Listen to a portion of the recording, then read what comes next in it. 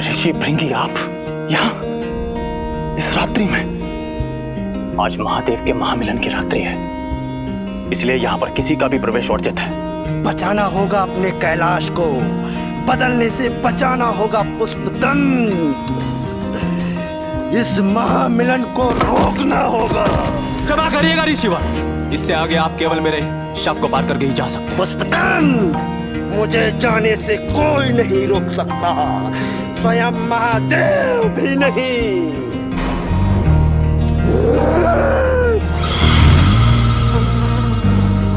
ऋषि भृंगी,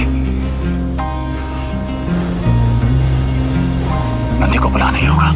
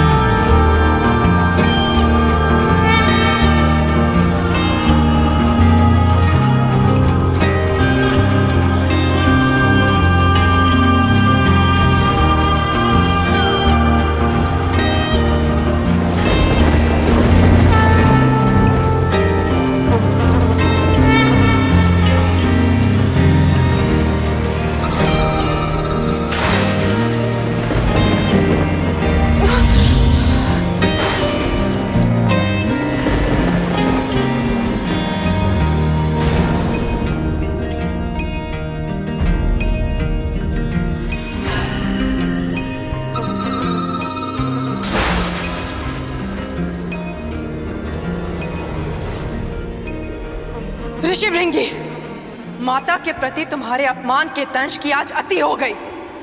मेरे श्राप का दंड भुगतने के लिए तैयार हो जाओ।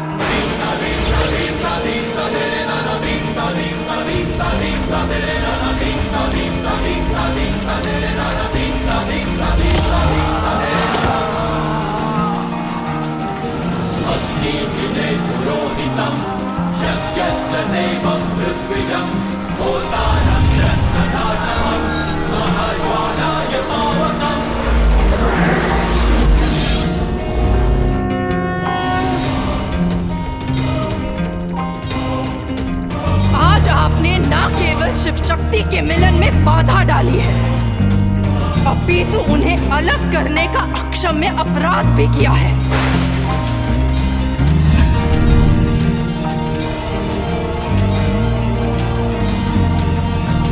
रुक जाओ पार्वती। मत रोकिए मुझे। आज की घटना का कारण भृंगी नहीं है पार्वती,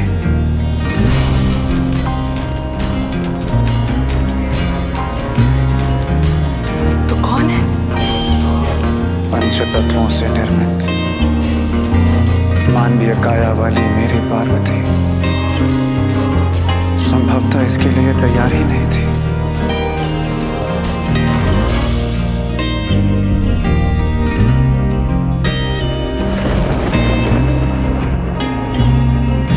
तो इसका अभिप्राय ये है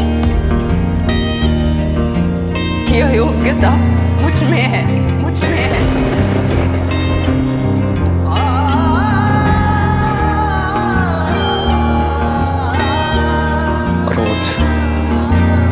विवेक को हर लेता है पार्वती। क्षमा कर महादेव।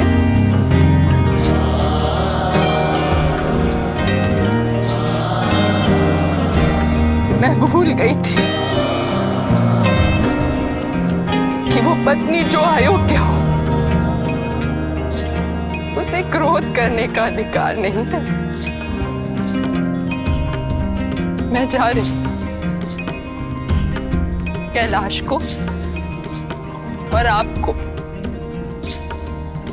मेरी कोई आवश्यकता नहीं।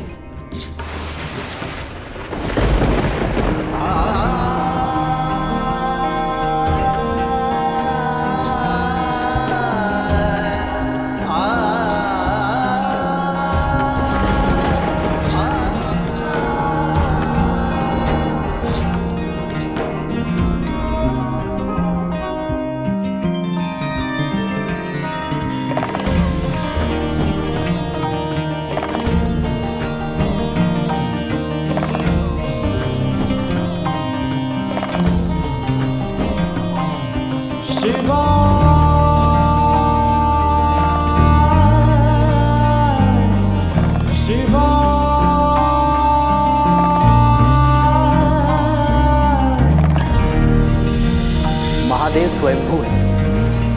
उनके जीवन के हर घटनाक्रम में कोई महान लीला छुपी होती है।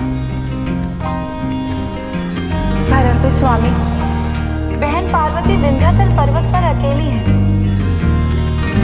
उन्हें सांत्वना देने वाला कोई भी नहीं।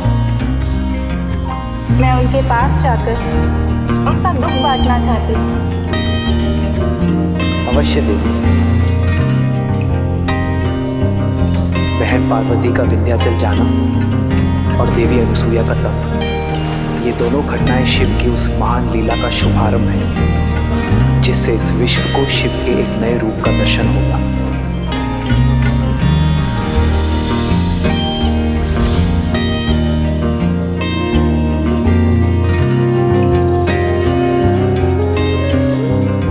स्वयं को संभालो बहन पार्वती। हाँ बहन, रोक लो अपने अश्रुजलों को। कई स्थानों पर मुझे भी नारायण के कारण दुख का अनुभव हुआ था। इसी वन में उन्होंने मुझे मालिन बनने का शाप दिया। शाप? हाँ बहन पार्वती, उनकी आज्ञा का पालन करने के लिए मुझे दंड का भागी होना पड़ा।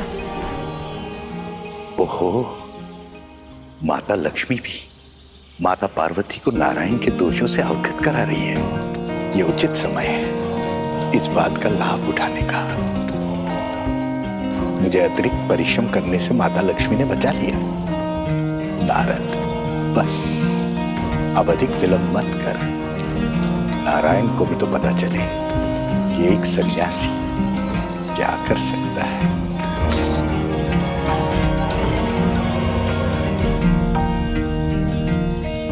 प्रणाम माताओं।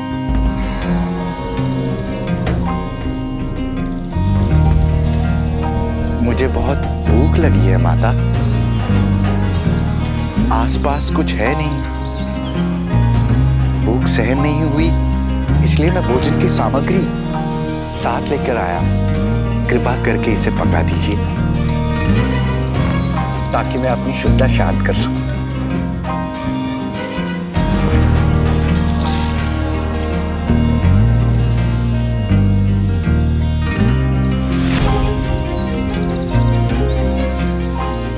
लोहे के चने?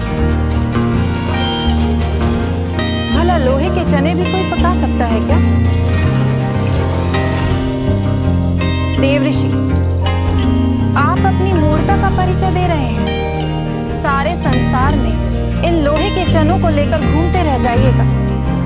इन्हें कोई नहीं पका सकता।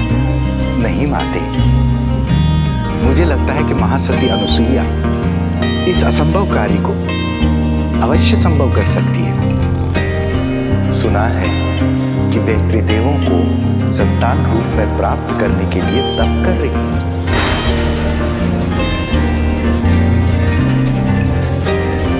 देव ऋषि नारद, त्रिदेव को पुत्र के रूप में पाने में वो कभी सफल नहीं हो पाएंगी।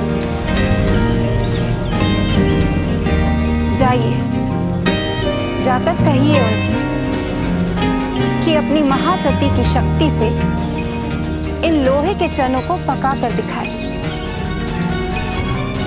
ठीक है, जैसी आपकी आज्ञा माता।